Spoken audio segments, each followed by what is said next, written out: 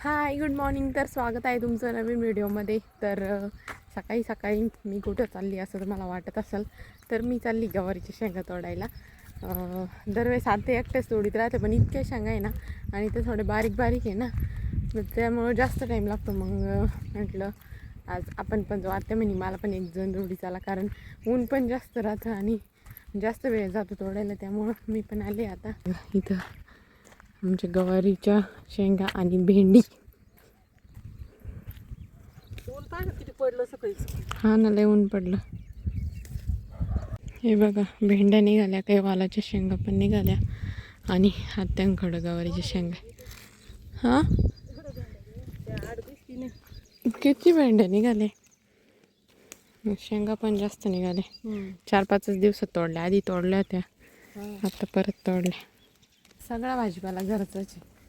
शेंगा आहे, गवारीच्या शेंगा, वालाच्या शेंगा, भेंडी, वांगी, टोमॅटो, सगळं सगळं घरचं. तर आज आत्यांची हातची कढी आहे आणि आम्ही शेंगा तोडायला गेलो होतो तोपर्यंत दिदींनी बाजरीच्या भाकरी पण करून ठेवल्या.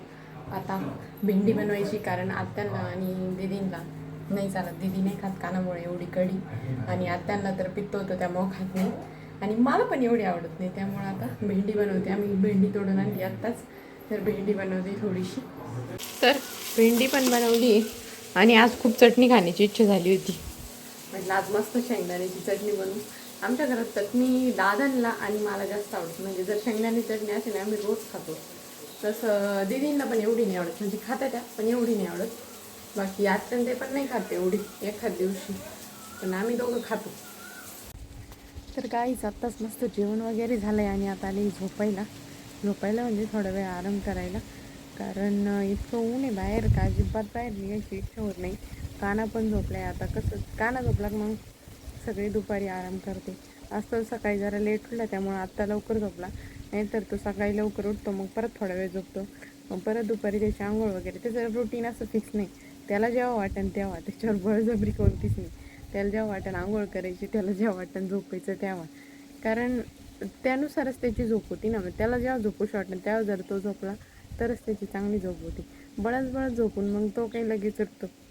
त्यामुळं त्याच्या याने घेतलं ना तो बरोबर, त्याचं रुटीन मग मस्त असतं आणि तो मग खेळतो पण चांगला. तर चला आता थोडा वेळ आराम करते. खूपच ऊन पडलं, इतक्या अशा गरम वाफा येते. आणि रात्री आमच्या दोन्ही पण रूम इतक्या गरम होत्या ना, की गाद्यासुद्धा अशा गरम झालेल्या असत्या आमच्या बेडच्या, पूर्ण गरम गरम वाटत. तर आता आराम करते. आणि इथं शेंगा वाळू घातल्या. आत्यानं दादा ज्या शेंगा खुडते 2-3 दिवसापासून त्या वाळू घातल्या. वर्षभर मग त्या साठवून ठेवता येत्या. मग हळूहळू जसं लागेल तसं शेंगदाणे वापरता येतात. हे साहेब आत्ताच झोपले होते, इतक्यात अर्धा तास नसून झाला लगेच उठले आणि धिंगाणा सुरू. आज ना कानाने मिरची खाल्ली होती. म्हणजे काय झालं, तो बाबांच्या मांडीवर बसलेला होता जेवायला. आम्ही सगळे जेवत होतो, त्यासारखं इकडून तिकडं चाललं, आणि मी त्याला खायला काकडी दिली.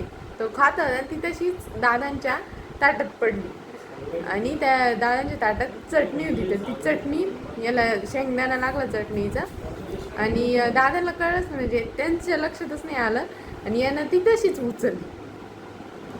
उचलली तोंडात घातली. त्याला तिखट लागलं, त्यांनी येडावाकडं तोंड केलं एकदम, आणि ना ते मिरचीचं बी राहतं ना, तेच त्याच्या जिभेवर होतं. इतका रडायला लागला. पहिलं त्याला टरबूज खायला दिलं, तेव्हा शांत झाला थोडासा. आणि त्याच्यात मी काय केलं, म्हटलं आता कसं ओरडतोय त्याचं सांगते, लगेच ओरडतोय. त्याच्यात मी काय केलं की त्याला म्हटलं गोड द्यावं खायला. त्याचा चिकू होता, त्याला खाऊ घातलेला, तो त्याला लावला तोंडाला. दिदी मिरची काढत होती त्याची तोंडातून, ती काढायची, तर याच्यात याने चिकू बी लगेच खाऊन घेतलं. म्हणजे त्याचं तोडलं चिकूचं, त्याला गिळायला प्रॉब्लेम होईल ना, ते बी काढावं लागलं. असं तर कुटाणा चालू होता आमचा. असा काहीतरी किस्सा झाला होता. है ना दादू, मिरची कशी लागली? गोड होती, गोड. चल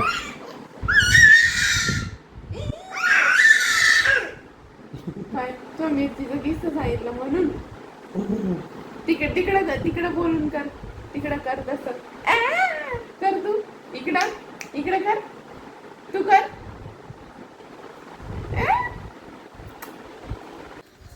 तर मस्त चहा वगैरे झालाय. आज आम्ही इतकं झोपलो की बस, मी, दीदी, काना आणि सुनील आम्ही चौघं इतकं झोपलो.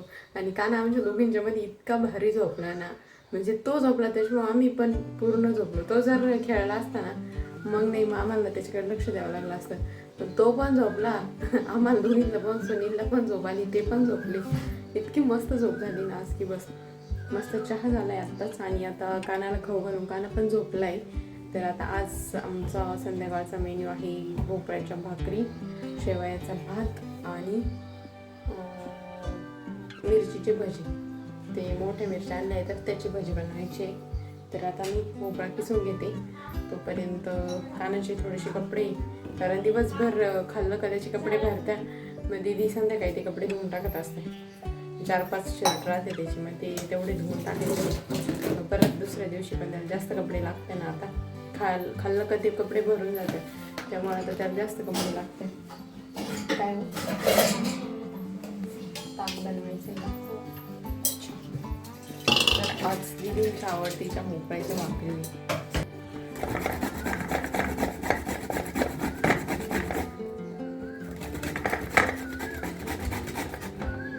काही लोक ना भोपळा वाफून पण घेते आणि मग भाकरी बनवते. पण अशा कच्चा भोपळा म्हणजे किसून भोपळा घ्यायचा, कच्चाच घ्यायचा आणि मग त्याच्यातच पीठ मळायचं. ते इतकं टेस्ट लागतं ना बस.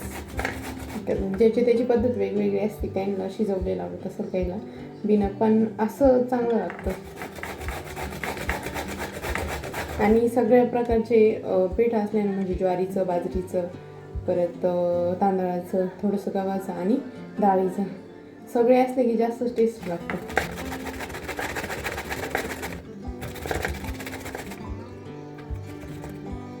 आता यात सगळे पीठ वगैरे मिक्स केले, मीठ टाकले आणि हिरवी मिरची, आलं, लसूण आणि थोडेसे जिरे वाटून घेतले, ते वाटून टाकले.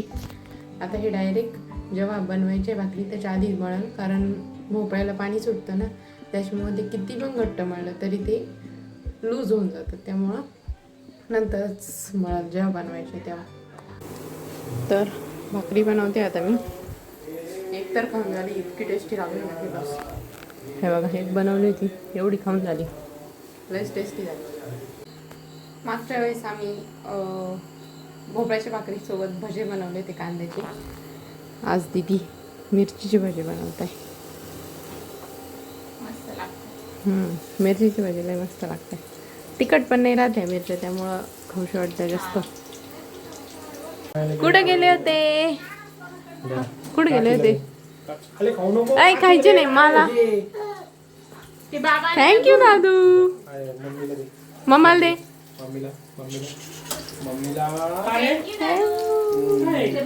बाबाला दे एक. बाबाला दे. बाबाला दे.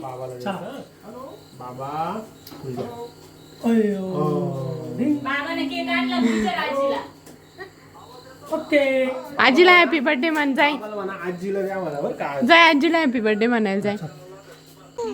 इकडं बा, आजी बाबा पाण्यात पाय ठेवून बसले, तर कानाला ठेवायचं तर खाता खाता दम सुद्धा निघा ना त्याला. असं झालं कधी मी जाईन. हे बा, काय मजा वाटते त्याला पाण्यात, तर इतकी मजा वाटते आम्हाला का बस. दादा इकडे पाय, काना काय करतोय?